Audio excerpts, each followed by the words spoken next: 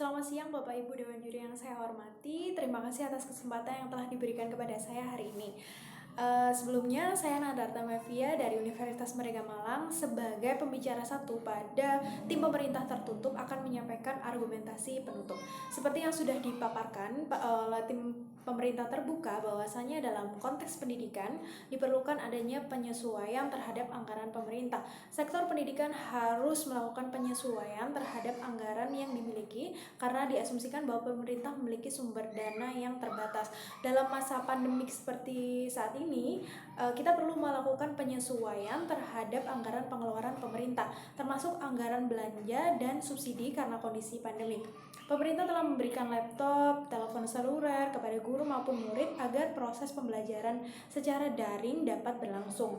Subsidi hanya diberikan kepada prodi di perguruan tinggi dengan ketersediaan kerja yang tinggi, itu memang dapat dibenarkan. Kami mengupayakan kesuksesan akan uang dari subsidi yang diberikan dapat digunakan untuk membiayai infrastruktur pendukung seperti laboratorium, kemudian ada bengkel dan infrastruktur lainnya. Kemudian untuk angka pengangguran yang tinggi itu tidak disebabkan karena kurangnya kualifikasi, tetapi karena sedikitnya lapangan pekerjaan, dan justru sumber daya ini atau orang-orang inilah yang harus memiliki kemampuan atau skill kualifikasi yang cukup untuk membuka lapangan pekerjaan baru. Dan juga kami merasa bahwa sumber daya yang baik dan kompeten hanya akan terjadi di sisi kami, di mana mereka memiliki kemampuan yang cukup bukan hanya untuk terserap di sebuah perusahaan, tetapi juga mampu membuka lapangan pekerjaan. Selanjutnya untuk fungsi dari subsidi ada 3 dalam konteks pendidikan, bukan cuma untuk membantu, tetapi fungsi lain yaitu apresiatif dan evaluatif. Kemudian untuk standar keterserapan kerja masih sangat mungkin untuk dicapai. Pertama, standar tersebut memiliki spektrum dan lapisan yang cukup menyeluruh di berbagai bidang karakteristik dan parameter lulusan yang sudah sangat heterogen di dunia ini. Kemudian sekian argumentasi penutup dari saya. Itu saja, terima kasih atas perhatiannya. Salam sejahtera bagi kita semua. Pidato akan saya mulai dalam 3, 2, 1. Saya Adelia Anggita Priskila dari Universitas Merdeka Malang. Yang terhormat Bapak Ibu Dewan Juri, pada kesempatan kali ini saya akan menyampaikan penutup closing statement dari opini dan argumen yang telah disampaikan oleh pembicara 1 dan pembicara 2 mengenai opini bahwa kami setuju terhadap adanya proposal pengadaan subsidi secara proporsional terhadap penyelenggaraan pendidikan di tingkat perguruan tinggi di Indonesia terhadap program studi dengan keteresapan lapangan pekerjaan yang tinggi terhadap atau dibanding dengan program studi lain dengan keteresapan tenaga kerja yang lebih rendah. Saya ingin menekankan beberapa kata kunci yang telah disampaikan oleh pembicara 1 dan pembicara 2 dari tim kami, tim pemerintah. Yang pertama, mengenai apa definisi dari subsidi itu sendiri.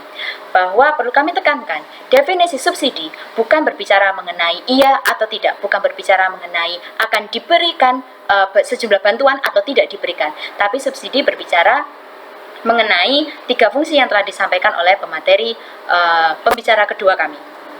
Mengenai fungsi apresiatif, juga fungsi membantu dalam konteks ini dalam masa pandemi, dan juga yang terakhir adalah fungsi evaluatif. Perlu kita tekankan bahwa fungsi subsidi yang dibawakan dalam proposal tim pemerintah berfungsi untuk kemanfaatan yang proporsional. Proporsional berbicara mengenai kelayakan, atau pantas tidaknya suatu besaran diberikan kepada seseorang atau suatu pihak. Subsidi di sini tidak berbicara mengenai apakah satu pihak diberi bantuan dan satu pihak tidak diberi bantuan, tetapi subsidi diberikan secara proporsional, yaitu apakah prodi 1 dengan prodi yang lainnya memerlukan bantuan dana dengan jumlah yang sama. Maka dari itu perlu kami tekankan definisi daripada kemanfaatan penyelenggaraan subsidi ini juga telah diatur dalam Peraturan Menteri Nomor 173/PMK 05/2016 yang mengatur khususnya di dalam pasal 16 ayat 2 yang menjelaskan bahwa subsidi dilaksanakan oleh pemerintah tidak sembarangan dan diatur dengan jelas mengenai batasan kemanfaatannya. Batasan kemanfaatan ditujukan untuk penyelenggaraan proses pendidikan untuk tujuan peningkatan kualitas pendidikan di masa pandemi. Dalam upaya keputusan yang terjadi dalam masa-masa genting tertentu dalam konteks ini adalah pandemi, telah diatur, telah memiliki dasar hukum, yaitu diatur dalam Undang-Undang Nomor 30 Tahun 2014, yaitu yang biasa disebut sebagai diskresi. Pengaturan mengenai diskresi ini merupakan upaya daripada tidak berfokus pada sifat kepastian hukumnya mengenai jalannya pemerintahan atau administrasi pemerintahan, tetapi berbicara mengenai kemanfaatan. Maka dari itu, tim kami sangat setuju dengan adanya pengadaan subsidi yang bersifat proporsional karena untuk fungsi peningkatan kualitas sumber daya manusia dalam konteks mahasiswa dalam perguruan tinggi, dalam opini yang telah dijelaskan oleh pembicara pertama dari tim kami, bahwa fungsi daripada kebijakan pemerintah yang ditetapkan saat ini dalam konteks penyelenggaraan pendidikan perguruan tinggi di Indonesia, fungsinya bukan untuk menciptakan sumber daya manusia yang baik saja, tetapi fungsinya juga untuk menciptakan tenaga kerja yang mampu diserap. Mengapa? Karena tingginya angka pengangguran yang terjadi, sesuai dengan yang telah dijelaskan pada pembicara sebelumnya. Maka dari itu, penting adanya pemahaman mengenai dasar hukum bahwa kebijakan yang telah ditetapkan oleh pemerintah telah berlandaskan hukum. Maka pemerintah memiliki kewenangan untuk menyelenggarakan subsidi secara proporsional dalam konteks pendidikan tinggi di Indonesia. Kemudian, berbicara mengenai asas-asas atau teori yang berlaku yang telah dijelaskan oleh pemateri sebelumnya mengenai profesionalisme atau kebutuhan lapangan pekerjaan terhadap tenaga kerja profesional. Tenaga kerja profesional teori profesionalisme menjelaskan bahwa tenaga kerja yang profesional dibutuhkan oleh pemberi kerja dengan diperoleh dengan cara melakukan pendidikan atau pelatihan khusus dengan fasilitas yang khusus pula, sehingga dirasa untuk tujuan pemerintah saat ini, yaitu untuk meningkatkan stabilitas ekonomi negara, yang kemudian juga akan dirasakan oleh seluruh masyarakat karena dengan meningkatnya angka pendapatan atau pendapatan per kapita di Indonesia juga akan meningkatkan pendapatan Indonesia dalam konteks ini adalah pajak pendapatan. Kemudian juga akan meningkatkan kesejahteraan secara umum.